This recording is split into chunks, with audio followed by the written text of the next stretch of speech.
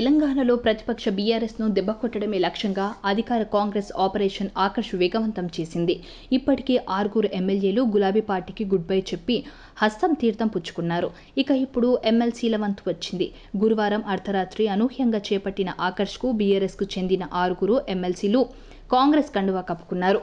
బీఆర్ఎస్కు చెందిన దండే విఠల్, భానుప్రసాదరావు, ఎంఎస్ ప్రభాకర్, బొగ్గారపు దయానంద్, ఎగ్గే మల్లేశం, బస్వరాజు సారయ్య కాంగ్రెస్లో చేరి బీఆర్ఎస్ పార్టీకి బిగ్ షాక్ ఇచ్చారు.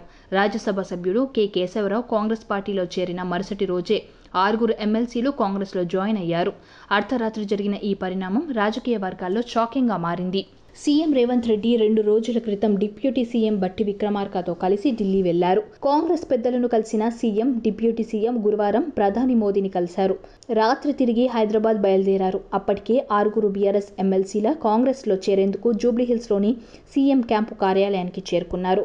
అర్ధరాత్రి హైదరాబాద్ చేరుకున్న సీఎం రేవంత్ రెడ్డి నేరుగా క్యాంపు కార్యాలయానికి చేరుకుని ఎమ్మెల్సీలకు కండువాలు కప్పి కాంగ్రెస్ పార్టీలోకి ఆహ్వానించారు. కార్యక్రమంలో కాంగ్రెస్ రాష్ట్ర వ్యవహారాల ఇన్ఛార్జ్ దీపాదాస్ మున్షి, మంత్రి పొంగులేటి శ్రీనివాసరెడ్డి, సీఎం సలహాదారు వేం నరేందర్ రెడ్డి పాల్గొన్నారు. వాస్తవానికి ఎమ్మెల్సీలు నెల క్రితమే కాంగ్రెస్లో చేరతారని చర్చ జరిగింది. అనివార్య కారణాలతో ఆలస్యమైంది. వారం రోజులుగా చేరికల కోసం మళ్లీ ప్రయత్నాలు చేశారు.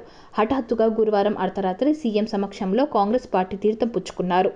ఈ నెలలో బడ్జెట్ సమావేశాలు ఉండటం, మరోవైపు శుక్రవారం అమావాస్య తర్వాత రోజు నుంచి ఆషాఢమాసం ప్రారంభం అవుతున్న నేపథ్యంలో అర్ధరాత్రి హడావుడిగా కాంగ్రెస్ కండువాలు కప్పుకున్నారు. ఇక ఇప్పటి వరకు మండలిలో కాంగ్రెస్లో 6 ఎమ్మెల్సీలున్నారు. తాజాగా 6 బీఆర్ఎస్ ఎమ్మెల్సీలు చేరడంతో కాంగ్రెస్ బలం 12కు పెరిగింది. అలాగే గవర్నర్ కోట ఎమ్మెల్సీలు 2 కాంగ్రెస్కున్నాయి. వాటితో కలిపి 14 అవుతుంది. మొత్తం 40 మందిలో మెజార్టీ సీట్లు ఉండాలంటే మరో 7 చేరితే సరిపోతుంది. త్వరలో మరికొన్ని చేరికలు ఉండొచ్చని టాక్ వినిపిస్తుంది. దీంతో కారు పార్టీ నాయకత్వం ఆలోచనలో పడింది. నమ్మకమైన వారు వెళ్తూ ఉండటంతో ఇక ఎవరెవరు వెళ్తారు అని టెన్షన్ పట్టుకుంది. ఇదే సమయంలో కాంగ్రెస్ పై విమర్శలు చేస్తుంది. 6 గ్యారంటీలను అమలు చేయాలని కాంగ్రెస్ సర్కార్ తమ 6 ఎమ్మెల్యేలకు మాత్రం పెద్ద గ్యారంటీలు ఇచ్చి లాక్కున్నారని విమర్శిస్తున్నారు.